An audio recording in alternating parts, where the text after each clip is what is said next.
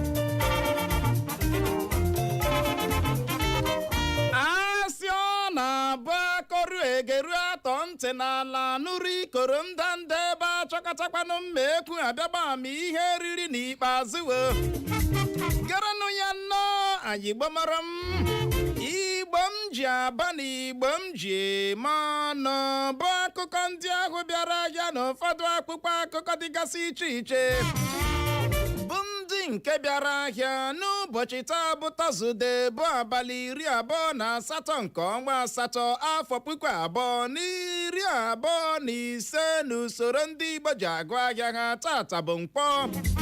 N'ụtụtụ taa ndị unu ga n'olu ha bụ mụnwa n'onwe m Uchenna Clever Ọnụọha nwa gramma ya zụziri nke ọma bọbọ nkịtị n'onwe ya nwoke na-agba mbọ ka ike kwere ya mana nwada nwoke ọcha Clara anaghị ekwete na ana m agba mbọ odogbo nwa m ome ya amami na nwata dịka m na-ekwu ya nwada nwoke ọcha Clara na-arọ m anya elegakwanụ m eze kati ichefuola na anya ọbụla ogbenye na-arọ ọgaranya ọ bụ nkiri ka ọ na-ekiri ya elele. What are you going to do nwaanyị ọma?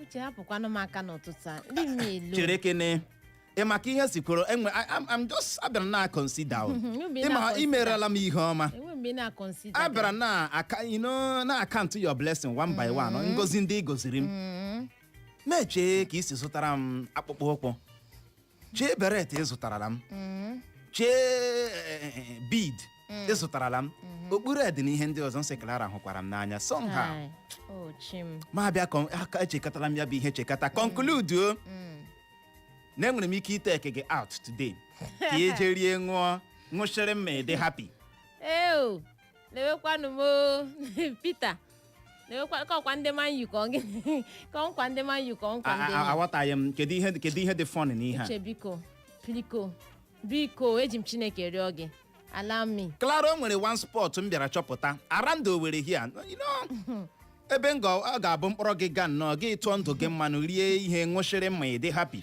onye nụrụ Uche si m rie ihe ṅụchiri mma dị happy ya dị ka ọ ga-enye m ezigbo ihe trust onye trust nyekene m that benefit of doubt. That benefit of doubt. I'm going to prove you wrong. I don't trust you too much. I'm going to prove you wrong. Trust nwere ebe nọ na-akpọ n'ala mana I no fit again. What do you mean? You. Clara nweke ọchọ ole ihe mean. Onwe na mgbe m kwere gị nkwa hapụ imezu nkwa m. A lot. Uche where you want make I start. Olugo alabala ha. Ọ ihe na-emere m gị. Yes. Ịhụ na ibidola bawa. Yes. Ịgbatọsịwala ọnụ. Lee onye m chọrọ imere ihe ọma. Ke enyi chọrọ imere m. Ihe ọma ikwewere m na nkwa kemgbe she nwena nke imere. Ihe na-eme gị nnọọ ị nwere ọnụ ọjọọ. Honestly speaking. Honestly, ihe mere nọ nji lecha anya asị Clara nweke ọcha I'm going to move on. Move on. I am going to move on because enough is enough. I've had enough. ọ ghọrọ agwa nwoke ibe m ga-anagide ihe nna anagide n'aka gị lee onye m gwara sị aga m eteke out kwesịrị buru bel kụwa bel a celebrate wa nke ga-eme ka nke na-aga ga-egbatọsịwa ọnụ ịtrọsụ hụ m what do you mean inyewe m story how akụkọ mbe jikwara medis ejikwara gba nnụnụ nne ya efe uche I'm tired and sick of story dapụta akọ story mana nke a story adapụtabeghị uche I'm tired of your stories biko apụ m behave onwe go I know they behave ya hụrụ na awụ Man United fan mana game ihe dị njọ this morning honestly speaking ị nwere lọkụ na awụ Chelsea fan chairman ha for that matter. I see they cry for Man U. I see they cry for them. Apụ m let me cry their cry for them. I pity them. Ebe ọbụla ị wụrụ onye Man United fan biko nagide some days are like that. Abịa n'ihe gbasatara football, you win or you lose, you Man United or you draw. Amami na wata. You win, you Man United or you draw. Ihe a things na-eme na football. Man U. Ikekwe imetere mmeri ọwụ Man United dere that game ọ ga-draw ya. O wee bụrụ ya. Biko kara na obi ihe ike na-eme Manchester United. Kedu ka a ga-esi edowe ọ na-atụ ya bụ ihe n'otu egwu bọọlụ na-agba na 4th year of amamaka ndị England. 4th year Division 4 Grimsby Town. A na-ama ya aha ha.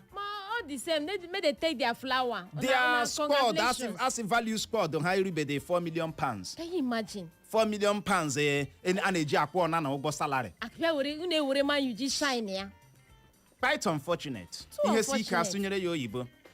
You know, klaro oyibo ọbụla nsụrụ ziere ya sụọ nke gị agwachala m gị. Kelee ọha na eze ma ọ bụrụ ma ị ga-ekele. Iwu ndị ọma Igbo dị sansa ụbọchị ọma n'ụtụtụ ọma nọ na abụọla Chineke elele otu nụ dị. Ya gaziere unu ndewonu. O wee bụrụ ya ka ọ dị n'ụtụtụ a isiokwu anyị ga-eleba anya bụ Mwelikwu gọọmenti steeti Imo welikwuru ụgwọ ọnwa opekata mpe minimum wage a ga-adị na-akpọ ndị ọrụ steeti Imo. Isiokwu a ka anyị ga-eleba anya n'ihi ya ka ọ dị ị ga-agbalị gaa na Facebook anyị ịgaru ebe ahụ gị nwee ike zibatara anyị ozi gị gwa anyị ihe ị chere gbasara gịnị nke a. Ajụjụ anyị na-ajụ wee bụrụ ị chere na gọọmenti steeti Imo ga-emecha n'ụwa malite kpọwa ndị ọrụ steeti Imo ụgwọ a ka nke ọ ga-adịkwa ka and by December this year 4,000 Imo youths will be employed in Europe. No call me. No call me. I no call anybody now. Where you call my name? O nwere mgbe e kwuru na 4,000 Imo youths ga-aga Europe. Aga m ha employ ebe ahụ. Nkwa ọ ga-adị ka 4,000 Imo youths a ga-eme employ na Europe ka a ga-emecha mezuo ogene nkwa. Kedu ihe ị chere gbasara maka nke a? O wee bụrụ ya ọ dị oke mkpa ka ọ dị ngwanụ ka anyị gbapụ ya ọsọ nyonyeke n'anya na mbụ na akụkọ Vanguard. Gee ntị chekwanụ ngwa ihe ndị dịgasị iche iche gọọmenti nwe dị n'obodo nọ ka akpabio gwara ndị Naịjirịa bụ akụkọ mbụ anyị hụrụ n'akwụkwọ akụkọ Vanguard. Na ya bụ otu akwụkwọ akụkọ Vanguard ka anyị hụkwara akụkọ a bụ nke kwuru na 2027 mwega otu pati PDP wegara tiketi onye isi ala ha na mpaghara South ala anyị bụ nke ha mere n'azụ oge ka onye enyemaka Wike bụ Larry Olayinka kwuru. 2027 onye nwere mmasị ịbịa were tiketi onye isi ala otu pati APC ka nwekwara ohere ime nke a n'agbanyeghị na Tinubu ka anyị ma ka otu pati APC kwuru bụ akụkọ na-ada mgbemgbemgbemgbemgbem n'akpụkpọ akụkọ Vanguard. Na ya bụ otu akpụkpọ akụkọ Vanguard ka anyị hụkwara akụkọ a bụ nke kwuru na hụta na ọ dị na mma ndị unu na-achị dịka nke ka dị oke mkpa karịa ndọrọ ndọrọ ọchịchị ka gọvanọ steeti Ọshụn bụ Ademola Adeleke gwara ndị ndọrọ ndọrọ ọchịchị ibe ya. Otu pati PDP iwega tiketi onye isi ala ha na mpaghara South bụ ihe ọma ka ha mere Wike iji hụ na o nyerela Tinubu aka nweta ha mmeri nke ugbo abụọ ka Dele Momodu kwuru bụkwa akụkọ ọzọ anyị hụrụ n'akwụkwọ akụkọ Vanguard na ya bụ otu akwụkwọ akụkọ Vanguard ka anyị hụkwara akụkọ a bụ nke kwuru na ọgụ dị n'etiti ndị na-achị nama na ndị ọrụ ugbo steeti Ondo ezigala ndị agha ịdị na-echekwa ubi ndị e nwere na steeti ahụ 2027 o nweghị onye ọbụla ga-eso azọkwa onye isi ala anyị ga-akwado ma onye dị otu ahụ na ndị Igbo na-enweghị mkpekọrịta Memorandum of Understanding ka ndị ndu ala Igbo kwuru bụ akụkọ na-ada ebelebe n'akwụkwọ akụkọ Vanguard na ya bụ otu akwụkwọ akụkọ Vanguard ka anyị hụkwara akụkọ a bụ nke kwuru na anọ m na-eche ka unu bịa kọwara m ka ụgbọ oloko si Abuja na-aga Kaduna si gbagha ụzọ ka Tinubu kwuru 2027 o nweghị ọkwa ọbụla m na-azọ ka El-Rufai kwuru bụcha nnọọ akụkọ ndị dara gbemgbem yọm tim cham klara n'akwụkwọ akụkọ Vanguard. El-Rufai ọpụta hụ na chere let me adjust this cap ị zụtara m very important nye ndị na-amaghị akakpukwa beret ọma Clara nwoke ọcha gotere m black beret as fine as amami na wata black bịara meme onye ọrụ civil defense na-emezi gị ga-ewere okwu na ụka ama m akpụ m n'ọnụ mgbe ọbụla Clara Edishon zụtara ihe azụta ka ịtụtụtara okpu atụtụta ọkwa agwala gị na o nwere nwoke na-akọmplen na ọ na-achọ okpu ya Uche ka ihe na-akọwa Uche ngwa ihe mere na m sara gị ihe ọzọ n'otekam okpu gị adịkpanụ stubborn nọrọ one place ọ gaghị anọ maka onye kpu ya dị too stubborn okpu a ese na ịzụtara m ọ dị stubborn maka onye kpu ya dị too stubborn ndọ ya otu a ka ndịkwa ka onye ọfịsa ya akụrụ ha chim na-agbatagharị ka gị nwa okpu ga-adịnị ka onye gotere ya ọ dị egwu ka ọ dị nwada nwoke ọcha Clara ndị ndu ala Igbo apụtala kwuo na onweghị onye ọbụla ga-azọkwa onye isi ala ha nwa ga-akwado ma onye dị otu ahụ na-abịaghị ka ya na ndị Igbo binye aka n'akwụkwọ nwee ihe ndị oyibo na-akpọ Memorandum of Understanding ka ha dakarịta ntị amami na nghọta ihe na ihe onye dị otu ahụ ga-emere gịnị ndị Igbo ị na-ahụta nke a dịka nke ga-enwe isi ndị Igbo enweghị onye ha ga-akwado n'ebe even mgbe unu ga-emechara ya rizọtụ apụtara ka ọ dị gọvanọ ọgụ dị n'etiti ndị na-achị nama na ndị ọrụ ugbo steeti Ondo ezigala ndị agha ịdị na-echekwa ubi ndị e nwere na steeti ahụ uche ubi ole ka ha ga-echekwa ọ ya nwa bụ nsogbu ị hụ na o ruola n'ogo nke a na ndị agha ga na-agazi n'obi Chimewe kwudotere okwu ihe ahụ si na ga-eme asain ndị agha ga na-aga na-echekwa ndị mmadụ n'ubi ha n'ihi kwa gịnị ọgụ ndị na-achị nama na ndị ubi uche ubi ole ka a ga-echekwa o ruola n'ogo nke a o ruola n'ogo nke ndị agha ndị amị ịdị na-echekwa ubi ọ bụ iji wee gwa gị na ya bụ ọgụ akarịala amami na ghọta ọgụ ndị na-eme gịnị ndị na-achị nama a na-ekwu okwu ndị a na-achị nama mgbe ọbụla a na-ekwu okwu ndị na-achị nama mgbe ọbụla a na-ekwu okwu ndị na-achị nama private business mmadụ e were ya otu a gbagbagba ga-achịrị na ma aga n'ubi mmadụ n'ihe onye ahụ kọrọ tagbuo ya mgbe ụfọdụ elu ụmụ nwaanyị kwasoghị iko n'ike a na-ekwu ya akpọnye ya n'imi a na-ekwu ya akpọnye ya n'imi a na-ekwu ya akpọnye ya n'imi lee na o ruola n'ogo nke gọọmenti steeti Ọshụn ịhụta ya dịka ihe dị mkpa iziga ndị agha ndị amị ịdị na-echekwa ubi e nwere na ya bụ steeti Ọshụn onye amị jikecha n'ụtụtụ ya agawa obi ga na-eche ndị ọ dị egwu ka anyị kpọ nke ahụ n'ọnụ otu pati APC apụtala gwa ndị otu pati ha na onye ọbụla ka nwekwara mmasị ịzọkwa onye isi ala the door dị open come and buy presidential ticket ọ gwụchala onye iberibe ga-eme nke uche amara na onye a ga-enye ya ka ekwenye nke bụkwa bịa the door is open ọkwa ijikwa na ndị mmadụ ha sị ha makwa na Tinubu ka ha na-akwado mana ị marakwa na ị ga-emenwu ya bụ ihe the door is open politics ndị otu pati APC nọ chọrọ cash out ọ dị ego wee bụrụ gị ndị gbara anwa bịa sị na ọ na-agba tiketi onye isi ala Tinubu enyegodo ọ da-achụpụ gị na pati ahụ maka na ịkpa ha ahụ ka ọ dị Akpabio apụtala gwa ndị Naijiria na ha mgbalị achịkwa ngwa ihe ndị dịgasị iche iche gọọmenti nwe dị n'obodo ha.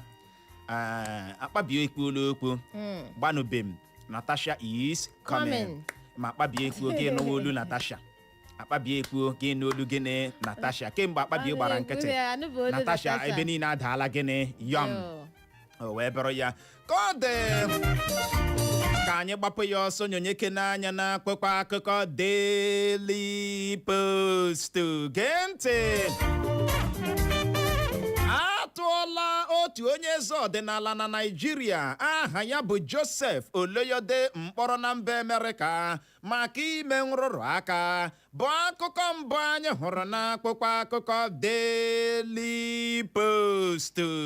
Na ya bụ otu akpụkpọ akụkọ Daily Post ka anyị hụkwara akụkọ a bụ nke kwuru na Nnamdi Kanu edegarala mba Amerịka UK na ụlọ ọrụ na-anọchite anya mba dị iche iche n'ala anyị bụ Naịjirịa akwụkwọ gbasara njichi a gara n'ihu jichie ya. Tinubu ga-achụkata ụnụ chọta ụnọ ma kpọọ ụnụ eze ka onye ntụziaka n'okwu gbasatara nchekwa ala anyị bụ Nuhiri Badu gbara ndị oyi ọha egwu terrorist bụkwa akụkọ ọzọ anyị hụrụ n'akpụkpọ akụkọ Daily Post. Na ya bụ otu akpụkpọ akụkọ Daily Post ka anyị hụkwara akụkọ a bụ nke kwuru na 2027 iwega tiketi onye isi ala otu pati PDP na mpaghara South abụghị nke anyị mere ka obiọma kpawa ike ka otu pati PDP kwuru. 2027 Jonathan agbabeghị arụkwaghịm n'otu pati anyị ka PDP kwuru.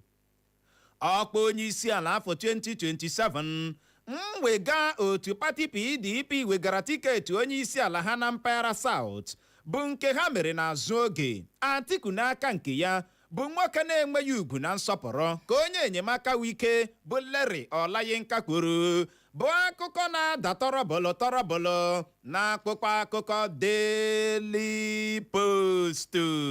Na ya bụ otu akpụkpọ akụkọ Daily Post ka anyị hụkwara akụkọ a bụ nke kwuru na egbuola otu onye agha dị ka ndị agha ala anyị na ndị Boko Haram tinyere ndị oyi ọha egwu ISIOKWU jicha egbe kpọrịta ụbọ na steeti Borno. Adịghị n'otu emeela ka ndị Igbo bụrụ ndị eji eme ihe ọchị na ndị a na-akpagbu akpagbu ka onye tọrọ ntọala otu pati apụga bụ Chekpaso bụkwa akụkọ ọzọ anyị hụrụ n'akpụkpọ akụkọ Daily Post. Na ya bụ otu akpụkpọ akụkọ Daily Post ka anyị hụkwara akụkọ a bụ nke kwuru na ụlọ ikpe dị na mba Equatorial Guinea enye n'iwu ka atụọ Baltasar Engonga mkpọrọ afọ 8. 2027 Peter Obi chọrọ ka a hapụ ime ntụliaka elu praịmarị ma nye ya tiketi ịzọ ọkwa onye isi ala ka onye ya na Atiku na-erikọ ma na-aṅụkọ bụ Segun Showomi kwuru bụkwa akụkọ ọzọ anyị hụrụ n'akpụkpọ akụkọ Daily Post. Na ya bụ otu akpụkpọ akụkọ Daily Post ka anyị hụkwara akụkọ a bụ nke kwuru na otu nwoke ọgwụ na steeti Ekiti ejirila ụtalị pịagbuo nwunye ya ozu ya dọrọ maka na nwunye ya bịara ubi n'azụ oge. Ọgba yara otu pati African Democratic Congress bụ ADC ọ bụ mbụ onye isi oche otu pati ADC amalitela m ọrụ ka na Fio Bala kwuru. 2027 ndị Naịjirịa ga-eji vootu ha chụpụ Tinubu ma ihe isi ike na-enweghị nchekwa gaa n'ihu na-adịgide n'ala anyị ka onye ji ọkọlọtọ otu pati XDP zọọkwa onye isi ala Naịjirịa n'afọ 2023 gara aga bụ Adewole Adebayo kwuru. 2027 otu pati apụga nwere ike ịhapụ ịkpọpụta onye ga-eji ọkọlọtọ otu pati ha azọọkwa onye isi ala Naịjirịa ma gaa ka ha na otu pati ọzọ jikọta ọnụ ka onye isi oche otu pati APGA bụ Sly Ezeokenwa kwuru. Steeti Ondo amachiela mmemme graduation ceremony maka ụmụaka nọziri na JSS 3 bụkwa akụkọ ọzọ anyị hụrụ n'akwụkwọ akụkọ Daily Post. na ya bụ otu akwụkwọ akụkọ Daily Post ka anyị hụkwara akụkọ a bụ nke kwuru na otu egwu bọọlụ Grimsby Town akwapụla otu egwu bọọlụ Manchester United na amamaka iko Carabao Cup.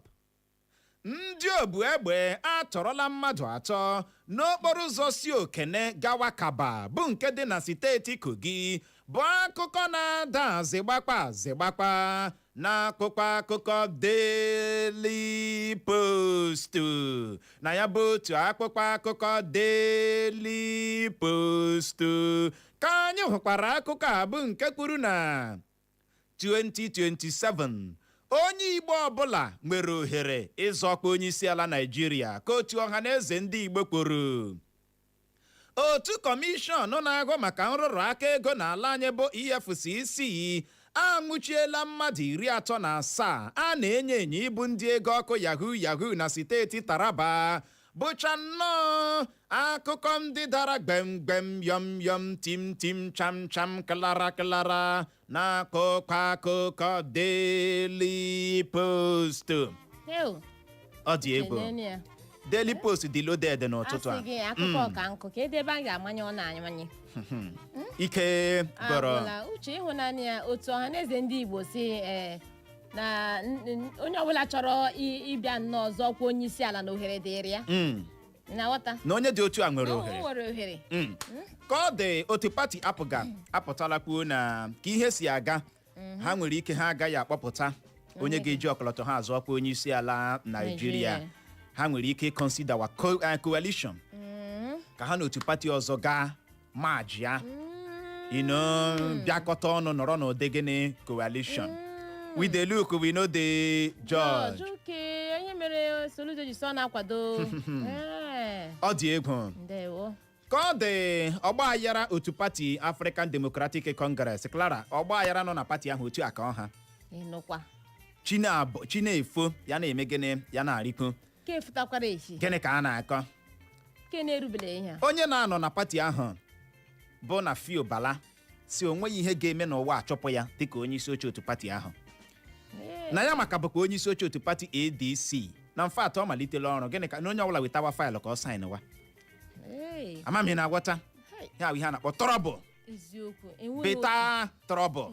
Na onweghị ihe a gịnị ka a na-akọ onye mere ya mpichi onye chụpụrụ ya. Na ndị niile na-abịa iweghara pati ha amaghị ihe a na-akọ. Mmadụ ọ ga-abịa chụpụ landlord. Nọ ya nwawu the head. Na mfe atọ ọ malitela gịnị ọrụ wọk a start go ị nwere faịlụ weta ka na Fio Bala saịn ara gị.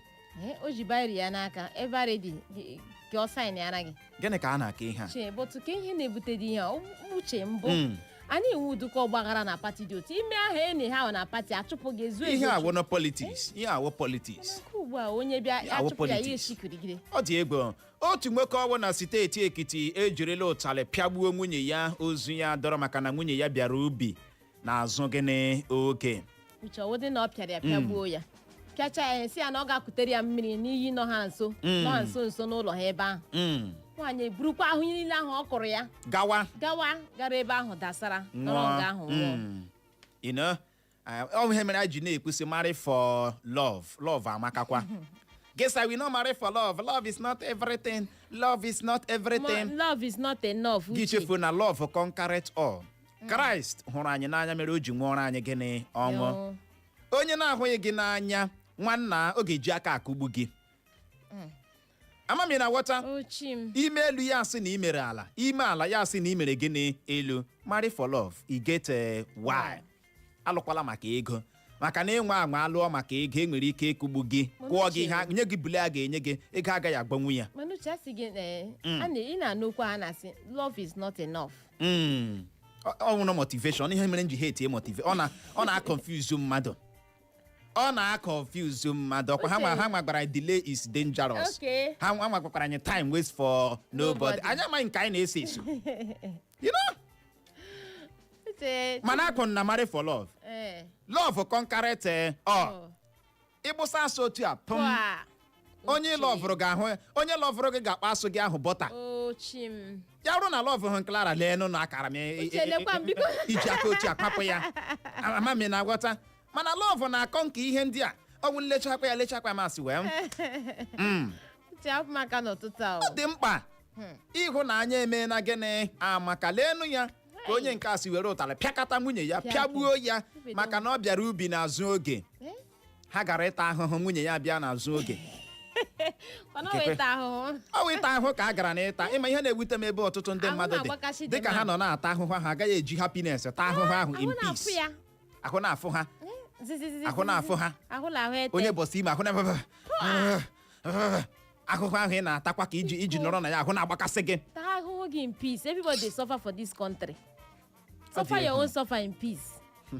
Ike gwara ka ọ dị onye ya na Atiku na-erikọ ma na-aṅụkọ bụ Segun Showomi apụtalakwu na Peter Obi chọrọ ka ahapụ ime ntuliaka elu praịmarị nye ya tiketi. Ọ chọghị dịka ADC mee praịmarị ka e were tiketi ahụ nye ya na ọ maghị na ọ naghị awa ọkụcha like that. Onye kwuru ọ dị ike gwara wee bụrụ ya ka ọ dị ka anyị gbapụ ya ọsọ nyonyeke n'anya na akpụkpọ akụkọ The Statesman bụ ebe akụkọ nọ wee steeti anya dịka o si wee dị gezie ntị. Ọṅụ atọọla ute dị na-edina n'ebe ndị ọrụ steeti Imo dị ka gọvanọ Hope Uzodimma welikwuru ụgwọ ọnwa opekata mpe eji akpọ ha ka ọ bụrụzie 100,000 naira na 104,000 naira. Ebe ya bụ gọvanọ Uzodimma nyekwara iwu ka akpụtọpụ ha ụgwọ gratuity dị ijeri naira 16 billion naira gratuity arrears ejikọrọ ha. Bụ akụkọ mbụ anyị hụrụ n'akpụkpọ akụkọ The Statesman na ya bụ otu akpụkpọ akụkọ The Statesman ka anyị hụkwara akụkọ a bụ nke kwuru na otu ule NECO adọọla ndị na-achọ ọrụ n'ụlọ ọrụ ha aka na ntị ka ha zere ndị na-egwu ndị mmadụ chamdum dịka ha kwuru yahoo ha na ha anaghị ewe ndị mmadụ n'ọrụ. Onye isi ala Tinubu esila na mba Brazil gawa Abuja. Glory. Glory. Onye isi ala nnọọ. Ọ gawala Abuja. Oge na-adịghị anya ga-anụ na ọ wụọla ọkpa jam na Abuja. Buy bread ndị Brazil. Ọ dị oke mkpa ka ọ dị ya bụrụ na ị na-achọ ọrụ n'ụlọ ọrụ NECO eji n'aka na ịnụ ya n'ụtụtụ a na otu ule NECO apụtalakwuo na onweghị ndị ha na-ewe gịnị n'ọrụ. Zere ndị na-egbu ndị mmadụ chamdum apụtala fake ihe site. Ọ dị oke mkpa ewega n'ọrụ nwekwa ụkwa ha nwa biko. Nwada nwoke ọcha Clara okwu anyị ga-etinyekọ n'ọnụ n'ụtụtụ a Mwelikwu a ewelikwuru ụgwọ ọnwa opekata mpe minimum wage a na-akpọ ndị ọrụ steeti Imo. Ịma n'ụbọchị ụnyaahụ ka akụkọ a bịara na-ada anyị na-awọchị kene ya anyị emechala observe si ebe ọ bụ na ekwuole ya na a ga-ewelikwa ụgwọ ọnwa ụgwọ ọnwa opekata mpe a na-akpọ ndị ọrụ steeti gịnị Imo ka ọ bụrụzie 104,000 naira. Ịma o nwere ihe dị iche na ikwu ekwu na ime gịnị ime ikwu ekwu na ime ya implement. Ọ dịkwa mma o. Ajụjụ anyị na-ajụ n'ụtụtụ a wee bụrụ nke ọ ga-adị ka mgbe anyị nụrụ na and by December this year 4,000 Imo youths will be employed in Europe. When I'm listening, na wata nke ọ ga-adịkwa ka nkwa ekpere nwaanyị n'elu gịnị akwa na ghọta a ga-emenwu nke implement. Gọọmenti steeti Imo ha ga-emenwu nke a gịnị implement. Kedu ihe ị nwere ikwu gbasara maka nke a? Gaa na Facebook anyị taịpụọ Eko FM kliki ekiriwe anyị zibatakwa n'ozi gị nọrọ ebe ahụ eme na ngagharị. N'oge na-adịghị anya anyị ga-alọghachi ịbịara ya bụ dara ka ọ dị dadarara n'ihi ya agagharịkwala agagharị.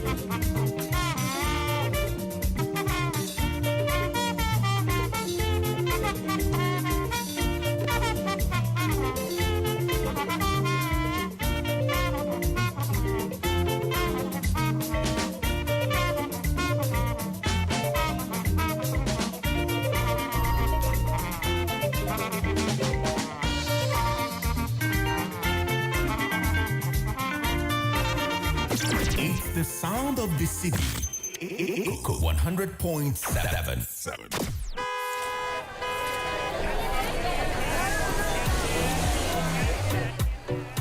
Are you tired of searching from market to market, shop to shop, looking for the right parts? Don't waste your time searching. Pamtech Auto Parts gives you the right parts at the right price with fast delivery.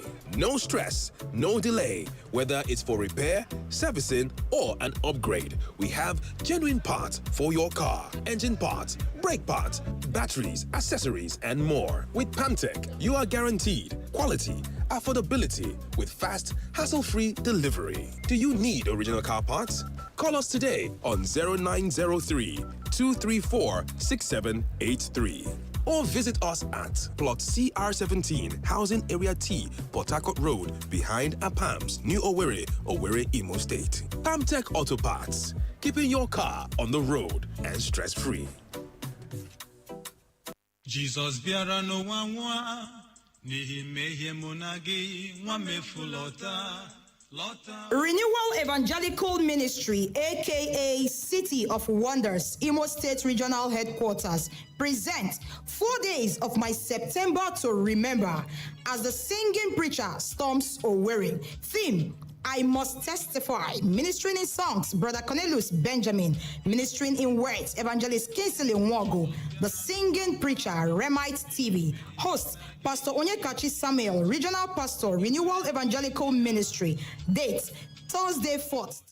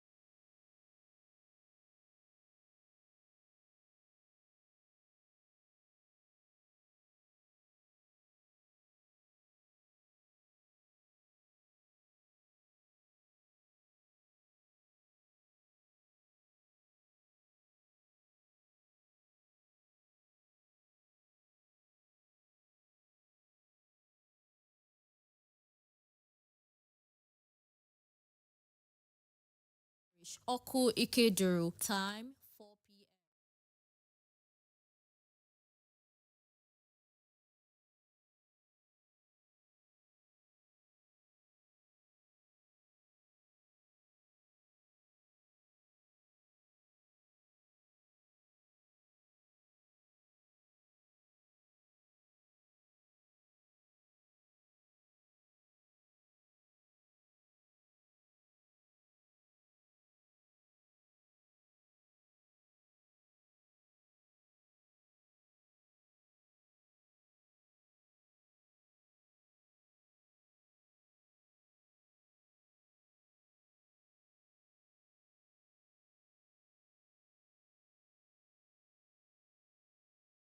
Waiting I for be today.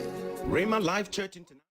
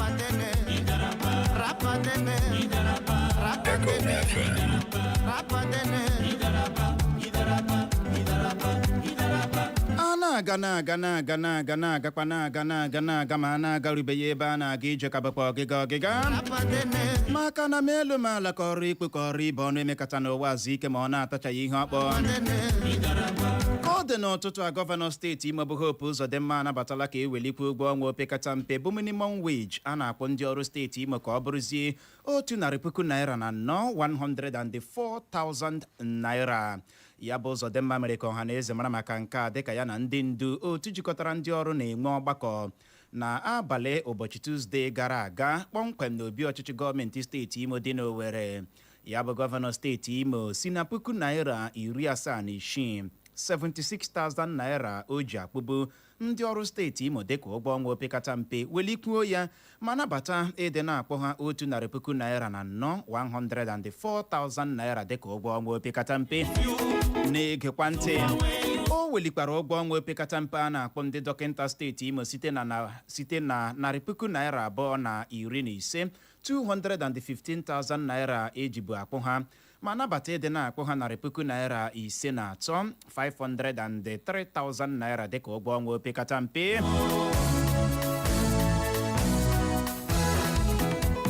ma welikwa ụgwọ ọnwa opekata mpe a ga-adị na-akpọ ndị nkụzi mahadum steeti Imo site n'otu 100,000 naira na 19 bụ 119,000 naira eji akpụbu ha ma nabata ịdị na-akpọ ha adị na-akụzi ha 100,000 naira 222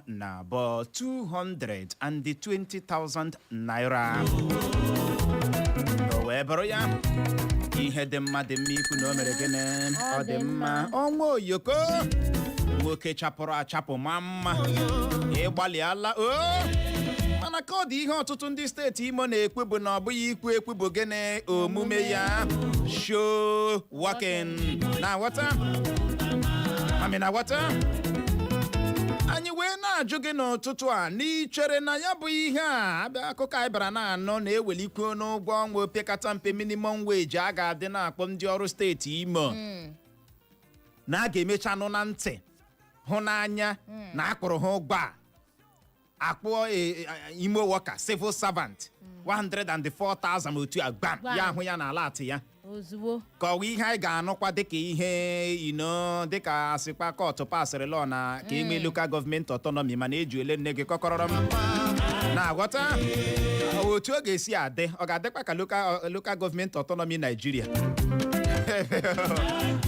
na aghọta nke ọ ga-adị ka nkwa ekpere nwaanyị n'elu akwa ọ ga-adị ka nkwa Clara kpere uche na-aghọta gịnị ka ị nwere ikwu gbasara ya bụ okwu a ya bụrụ na ị nwere ọsịsa ị ga-agbalị bulie ekwentị gị kpọwa akara ekwentị ndị a bụ 0911 20,022 0911 20,022 maọbụkwa 0707 454 1014 0707 454 1014 gawa na Facebook anyị ugbu a ike kpọọ naanị gị wee onye na-agabeghị ebe ahụ saachị ya maka Eko FM ISIOKWU FM gị kliki ịkpam kiriwe anyị live gbakena anyị ihe ị chere gbasara ya bụ okwu anyị ji n'aka n'ụtụtụ a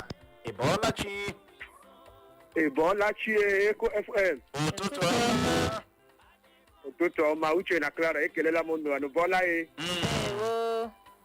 onye na-ekwu okwu ya o Peter Nwafọ Umekwude Ngọkpala metinye ọnụ mekwu ihe gbasara ụgwọ nwa ya gọvanọ weliri elu ọwụkwa nkwa ekwere nwaanyị n'elu bed ya mee implement immediately n'egbula oge ka people nwee ike receive ode salary ịhụla ka minimum wage 70,000 naira anyị mere as a minimum wage up to now akwụwabe ya some people enwe ndị receive ya nwe ndị receive bịa ka mgba na-eje wakwụbe ya in fact ọke 104,000 naira ka a ga-akwụ ọ ya ka a ga-akwụ ọhịa m si mekwuo ya gaziela gị my brother ya gaziere gị nọ Ịbọọlachi Uche Nwagọdụ onye eze nọ ọya abalị ndewa Uche Nwagọdụ ekelele m gị na Clara ndewo onye eze Uche Nwagọdụ otu ihe ị ga-amawo na okwu ekwuru na ị ga-ekwutelie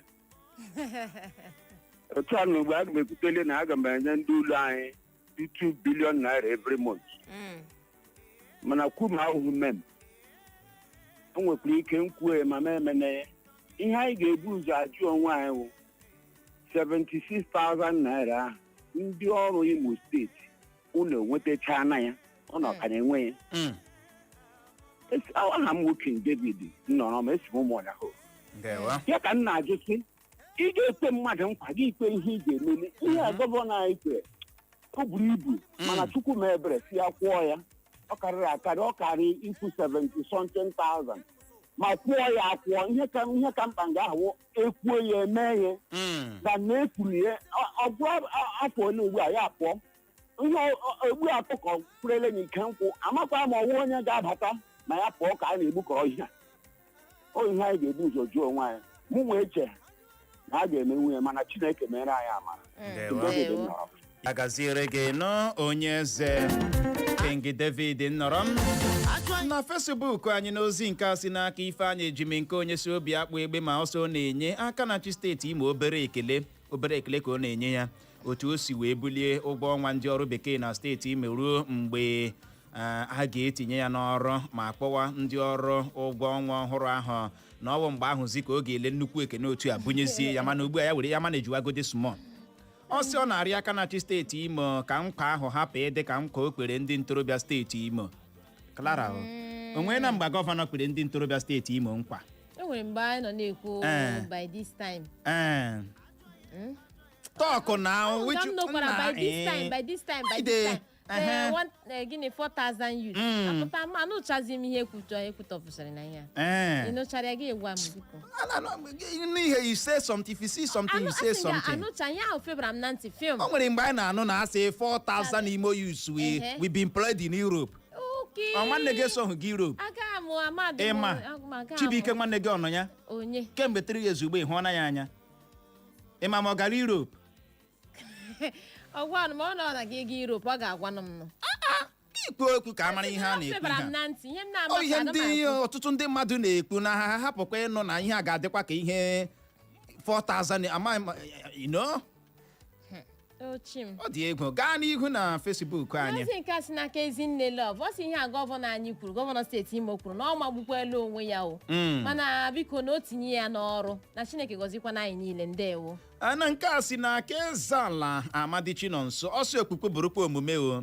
tutu ruo mgbe o ji anya ya abụọ hụrụ na ọ nọ na-eche alat ya daa kpemkpem ọ dị egwu mgbede ụtụtụ ọma Uche. Kya kono mna? Owancho n'okwu. Okay. Number 1 celebrity local for the Olimo say Mbanwo Kago. What is the one? Uche. You got the major 7,000 now for the government of Wakwole.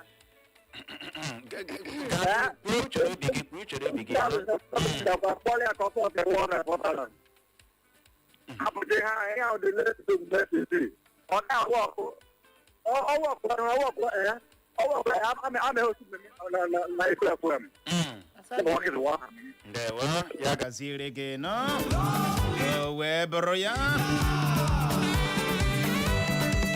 ka ọ dị onwebede onye ọrụ steeti Imo pụtara kwuo na akwa ya ụgwọ ma ọ bụ na ji ya gịnị ụgwọ ịbụrụkwa onye ọrụ steeti Imo kpọbatakwa kwuo ya ma ọ na-abụghị ya gọọmenti steeti Imo unu na-eme gịnị unu na-agbalị wee bụrụ ya ahụna m ozi gị n'ụtụtụ ezigbote ọyị Comrade Ọmpadek Chidozie nwe osisi ụmụọkanne dị na kansụl ime obodo ọha ajọ igbe ma nke steeti Imo zibata ozi ya ọsọ ụmụọkanne bụ the most peaceful community e nwere na steeti Imo ọsọ ụtụtụ ọma Uche na Clara na ọ na-ekele gọvanọ steeti Imo bụ Hope Uzodimma bụ onye hụtara ya dịka ihe dị mkpa iwelikwu ụgwọ ọnwa opekata mpe a na-akwụ ndị ọrụ steeti Imo na ọ na-ekpe ekpere ka etinye nke a n'ọrụ na-abịa ịbịagbuwe oge ọbụla na ọ na-arịọkwanụ ndị ụlọ nzukọ omeiwu steeti Imo ka ha mee nke a ka ọ bụrụ iwu mana na ọchịchị ọzọ ga-abata agaghị atụgharị ya ọ dị mkpa ọ dị gịnị mkpa gaa n'ihu nwaanyị ọma n'aka Nancy Mary ọsụtụtụ ọma Uche na Clara ndewo o wee bụrụ ya ka ọ dịkwa anyị ahụ na ozi gị na ọtụtụ a Ugochukwu Johnson isi obosi ma dị na ọha ji zibata ozi gị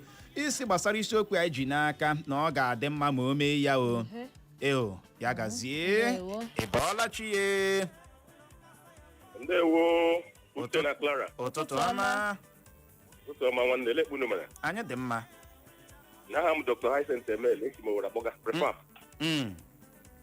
ndewo eozi anyị n'ụdịchi mara mma o oji ejiri anyị na gọvanọ jiri mara mma but o nweghị m chọrọ ikwu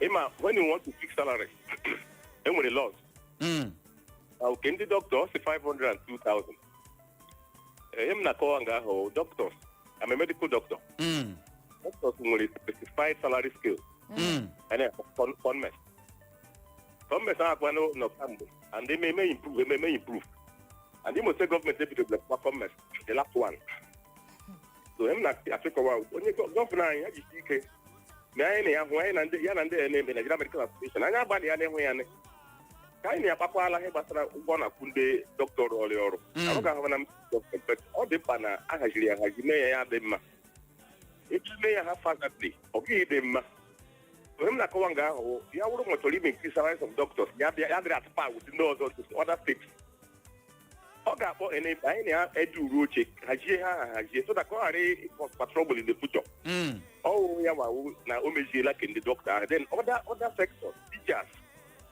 other workers other public civil servants in Imo State edikwuru ilezi anya na dia enweta salary scheme you don't just come at that training say akwụọla this minimum wage and then etinye ya cause trouble so ọ dị mma ịkpọ ndị a etuche onye ọbụla edu na tebụl ekwu ihe ndị akwụchi ekwuchi ngwa ndị public civil servants nọ n'Imo State lekwa ha na kwunu ndị doctors ndị nkwuchi lekwa ha na kwunu onye ọbụla mana na ka ya adịla mma gị bịa na ya bechara reading n'ọrụ ofesi gị dee ya na-edeela minimum wage 500,000 ya emeda igwe egwuregwu so ọ dị mma na ọ kpọrọ stakeholders meeting etu otu nga kọọ ihe ndị a ya dị mma onye ọbụla mara sịrịkwa ha anyị na-eme ndewo aha m Dr. Hyacinth Emele ndewo ya gaziere gị nọ dọkịnta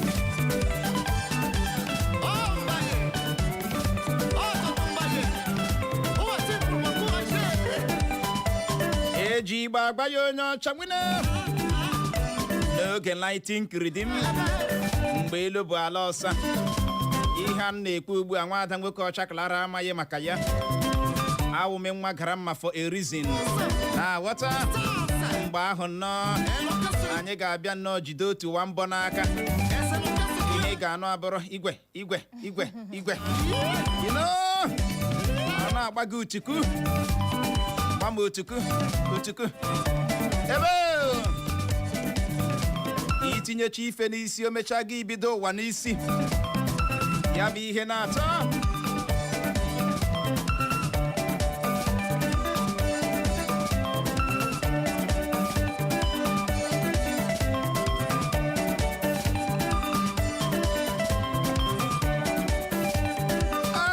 atatụ aka ọnụ a na-ekpo oyoyo ya mere ka ọ dị ngwanụ ka anyị lọghachie na Facebook anyị n'ozi nke si n'aka ezigbote onye mbụ Sapi si amapụ okuku ọsọ uche wideluku winode George na ihe ndị a niile ọwụ naanị n'ọnụ ọ wee pụta ya kpuo ya ọwụ gịnị omume ịbak ya up with action gaa n'ihu Clara n'aka si n'aka Stella Maris Ogechukwu ọsọ ụtụtụ ọma uche nwa ga-emma zuziri ọfụma na Clara ndewo ọsọ uche o na biko na gị metụkwanụ m appreciate for once. I dey appreciate Clara now. Na gị keletụkwanụ m.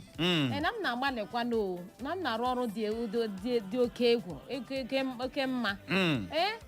Na-ekwesịghị enye m ihe ntụrụ ugo. You don't reach like that. Maka ilezi gị anya.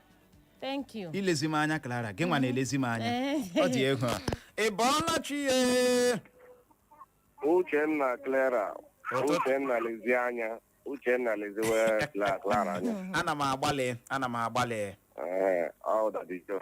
Gbapụ ya ọsọ nọ dadijo.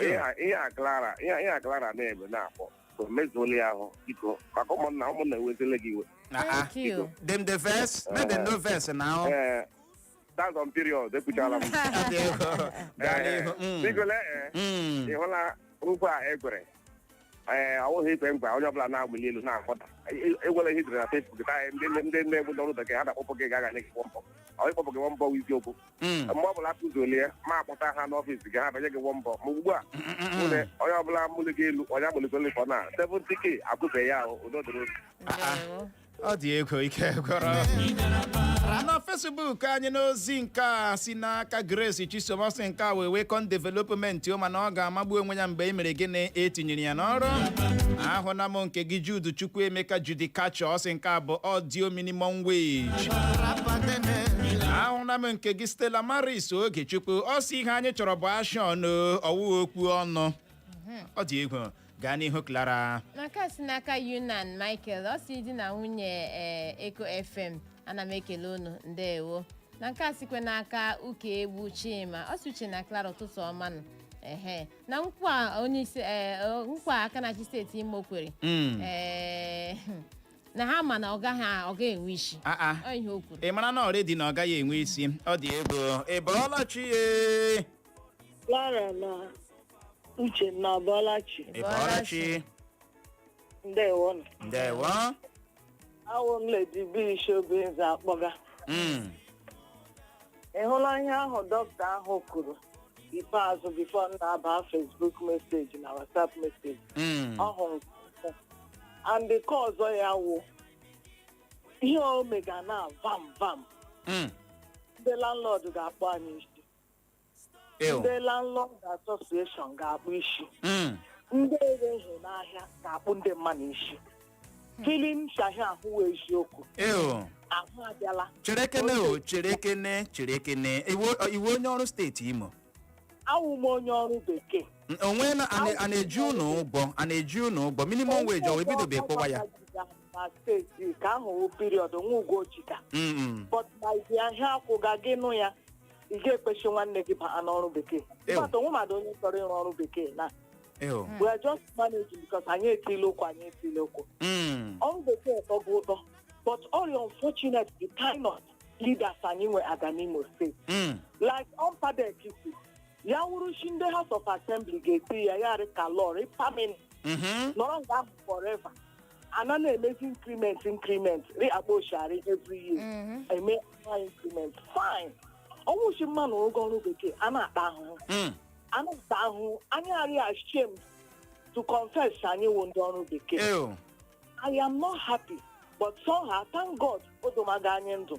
Ihe niile ndị mmadụ kwuga nga ugbo shiri mee, ọwụ kwusa, ọ kwuo mee. Ememakwanụ ya, ya redefined. Ama onye level 1, level 2, level 100 amarachi, ya ewu ihe ga-enwe. Ebe na onye ahụ plan onwe ya, ma kpocha azụ ụmụ ya, ma kpocha azụ onwe ya, ma kpocha eri nri, ma kpocha akwụ ụgwọ ụlọ. I am telling you, gị bụ ime ahịa na gị nnukwuchala ihe na gaba ime ahịa Ogwumabiri nga ahụ ike mere ihe. Ị ga-ahụ ihe ga-eme n'ahịa na. Ihe ịbụ steeti ga ahụ ịnọ, pụ ahịa lee nwaanyị ire ga ahụ na atọ. Ị ga-ahụ omeli increase because emela ndị ọrụ. Ihe arịghị mma. Onye ọbụla ga-achị anyị, ya chichekwana anyị obiri anyị mma. I am in pains, my dear. I like you, Mhende. Clara, nke a onye ọrụ steeti Imo kwuru ihe ahụ. Ama m na nke a ihe onye nọ na by the side. Ịhụ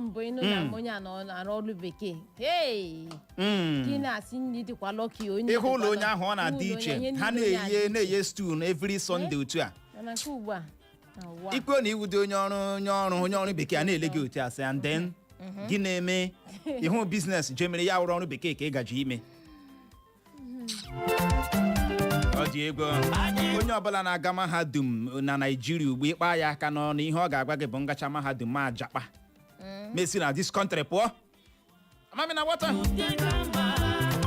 atụgharịchala ihe niile ya rie ya. Ọ dị ihe ọtụtụ ndị mmadụ na-ekwe bụ na gọọmenti steeti Imo dịka unu si wee kwuo ya ma ịkwanụ ya gịnị otu ahụ gaa n'ihu na Facebook anyị Clara. N'ozi nke n'aka Chioma Okeke ọsụtụtụ ọma Uche na Clara ọsọ nwaanyị nọ na di si Owerri Alienyi Street zibata ozi ọsọ ọhụrụ anyị n'anya na Chineke gọzie anyị in Jesus name amen. Ọ wee bụrụ ya anyị hụkwara gị n'anya nọ dị Igbo mụrụ nze ma ụzọ asị ọta mkpebido fichagba ọnụ gị mara na afọ ejuwele ya ọ bụ n'ebe a ka anyị ga-enye ya rịkọm na nnọkọ anyị na gị na nke ụtụtụ taa.